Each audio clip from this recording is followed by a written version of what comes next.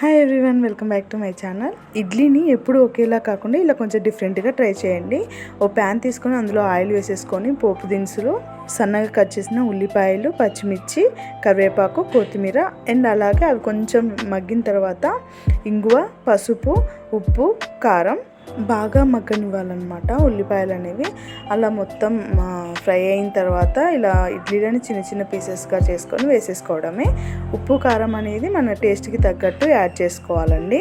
అలా ఒక 5 మినిట్స్ ఇడ్లీలు వేసాక ఇలా ఫ్రై చేసుకోవాలి. స్టవ్ ఆఫ్ చేసుకున్న తర్వాత హాఫ్ నిమ్మకాయ అనేది ఇలా పిండేసుకొని సర్వ్ చేసేసుకోవడమే. చాలా టేస్టీగా ఉంటుంది.